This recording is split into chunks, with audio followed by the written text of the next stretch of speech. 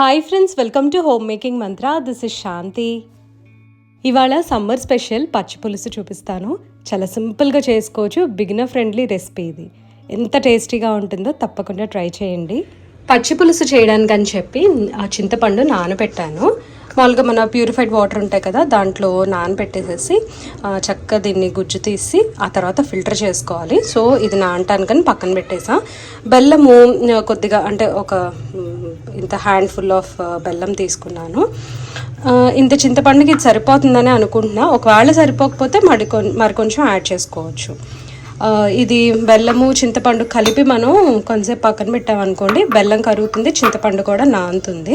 ఇది ప్లెయిన్ ఉల్లిపాయలతోటి చేస్తున్నా అండి పచ్చి పులుసు. ఒకవేళ కొంచెం ఏదైనా ఫ్లేవర్ కావాలి, థిక్నెస్ కావాలి అంటే వంకాయని కాల్చి చక్కగా పీల్ చేసేసి ఆ లోపల గుజ్జు వేసుకోవచ్చు అనమాట. అది కూడా బాగుంటుంది. అది నెక్స్ట్ ఎప్పుడన్నా చేసినప్పుడు షేర్ చేస్తా. అండ్ ఇది ఇట్లా పక్కన పెట్టేసి మనం ఇప్పుడు ఆనియన్స్, పచ్చిమిరపకాయలు అండ్ గార్లిక్ ఇవి రెడీ చేసుకుందాము. గ్రీన్ చిల్లీస్ అండ్ గార్లిక్ని ఇట్లాగా నైఫ్కి గుచ్చేసాను. ఏదన్నా ఒక పెద్ద పుల్లకి గుచ్చి వీటిని స్టవ్ మీద కాల్చుకోవాలి, లేదా నిప్పుల మీదైనా కాల్చుకోవచ్చు. ఇవి కొద్దిగా చిటపట్లాడుతూ ఉంటాయి, కొంచెం జాగ్రత్తగా కాల్చుకోండి. కొద్దిగా ఆయిల్ కూడా అప్లై చేయొచ్చు, కానీ ఆయిల్తో కాలిస్తే ఒకలాంటి స్మెల్ వస్తుంది, అది నాకు పడదనమాట. అందుకని చెప్పి నేను జస్ట్ ఇట్లా వేడి చూపిస్తున్నా. ఈ వేడి చూపించేటప్పుడే కలర్ చూసారా ఎట్లా మారుతుందో. ఏదైనా ఒక పెద్ద పుల్లకి గుచ్చుకోవచ్చు. ఇట్లా కాలవటం వలన పచ్చి పులుసుకి మంచి టేస్ట్ వస్తుంది అనమాట. అండ్ లోపల పచ్చిమిరపకాయ కూడా బాగా కుక్ అవుతుంది. అయితే డైరెక్ట్ ఫ్లేమ్ మీద ఇలా పెట్టేయకుండా కొంచెం దూరంగా పెట్టుకుంటే ఆ సెగకి లోపల గ్రీన్ చిల్లీస్, గార్లిక్ మగ్గుతాయి. టేస్ట్ అయితే చాలా చాలా బాగా వస్తుంది అనమాట. గార్లిక్ని క్రష్ చేయాలి, గ్రీన్ చిల్లీని క్రష్ చేయొచ్చు, లేదంటే చేతితోటి కూడా నలిపేసేయచ్చు. ఆనియన్తో పాటు నలిపితే టేస్ట్ బాగుంటుంది. ఎలా చేయాలనేది చూపిస్తాను. జస్ట్ సెగకి ఇట్లా పెట్టండి. వీటిని కొంచెం సేపు ఇలా పక్కన ఉంచేస్తున్నాను. ఆనియన్స్ కూడా ఫైన్గా చాప్ చేసుకోవాలి. ఎంత సన్నగా ఉంటే అంత బాగుంటాయి అన్నమాట పచ్చి పులుసుకి. వెల్లుల్లిపాయ మీద పొట్టు తీసేసుకున్నాను చూడండి. పచ్చిమిరపకాయ మీద మాత్రం అవసరం లేదు. ఇది ఇట్లా వేస్తే ఈ బర్న్ట్ ఫ్లేవర్ ఏదైతే వస్తుందో చాలా బాగా మంచి టేస్ట్ని ఇస్తుంది అనమాట పచ్చి పులుసుకి. సో ఈ రెండు కూడా నేను గ్రైండ్ చేస్తాను. ఎందుకంటే బాగా ఇలా నలిపామనుకోండి చెయ్యి అంతా మంట వస్తుంది.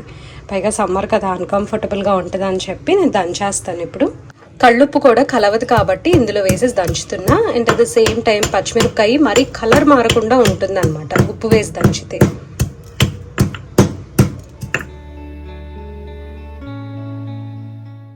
దంచి పెట్టుకున్న ఈ పేస్ట్ని ఇందులో వేయాలి. పొటాటో మ్యాషర్తో కానీ లేకపోతే పప్పు గుత్తితో కానీ లైట్గా ఇట్లాగా మ్యాష్ చేసుకున్నాం అనుకోండి, ఆనియన్స్లో జ్యూస్ బయటకు వస్తుంది. అండ్ ఆనియన్స్ కొంచెం ట్రాన్స్పరెంట్గా అవుతాయి కదా, అప్పుడు ఈ ఫ్లేవర్స్ అన్నీ కూడా బాగా పీల్చుకుంటాయి అన్నమాట. అందుకని మనకి ఏదైనా సరే ఇట్లా బాగా చేతులు నలుపుతారు. ఇప్పుడు నలిపితే చెప్పాను కదండి కొంచెం మంట వస్తాయి చేతులని, ఇలా చేస్తున్నాను. చింతపండు బెల్లము ఇంకా నానాల్సింది ఉంది, అందుకని కొంచెం వాటర్ తీసి ఇట్లాగా ఆనియన్స్ మీద వేస్తున్నా.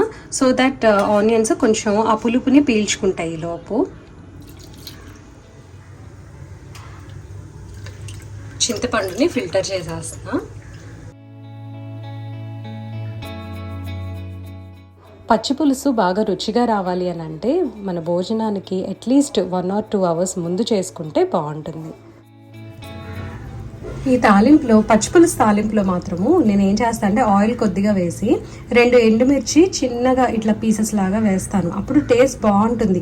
తాలింపు గింజలు కూడా చాలా తక్కువ వేసుకోవాలి, ఎందుకంటే పచ్చిపులుసుకి అసలు ఎక్కువ తాలింపు అవసరం లేదు. ఫ్లేవర్ అంతా కూడా ఈ రెడ్ చిల్లీస్ వల్ల వస్తుంది అనమాట. కొంచెం కరివేపాకు, తాలింపులో ఆవాలు, మినపప్పు, కొద్దిగా జీలకర్ర, ఎండుమిర్చి, కరివేపాకు ఇంతవరకు వేసాను. ఇందులో మెంతిపిండి అవన్నీ ఏం అవసరంలా.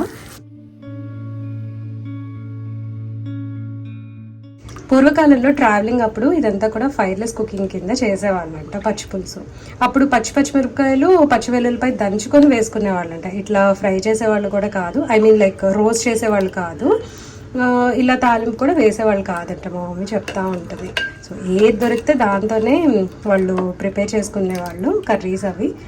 అలా వచ్చినవి ఈ హ్యాక్స్ అన్నీ కూడా అసలు. కానీ పచ్చి పులుసు ఎంత టేస్టీగా ఉంటుందంటే చాలా బాగుంటుంది. కారం కారంగా, పుల్ల పుల్లగా, తీయ తీయగా అసలు ఎంత బాగుందంటే అసలు నాకు లిటరల్లీ తాగేయాలనిపిస్తుంది అనమాట. ఎంత టేస్టీగా ఉందో. తప్పకుండా ట్రై చేయండి సేమ్ నేను చెప్పిన ప్రొసీజర్లో. కంది పచ్చడి కూడా చేస్తున్నానండి.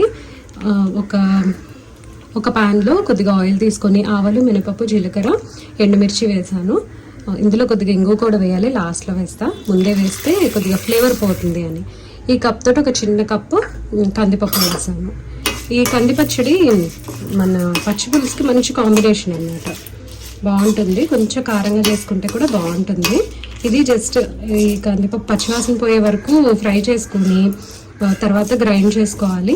పొడిగా చేసుకోవచ్చు, లేదంటే కొంచెం వాటర్ పోసి కూడా చేసుకోవచ్చు. కొద్దిగా ఇంగు కూడా వేస్తున్నాను. చూసారు కదా, కందిపప్పు చక్కగా ఇట్లా ఫ్రై అయిపోయింది.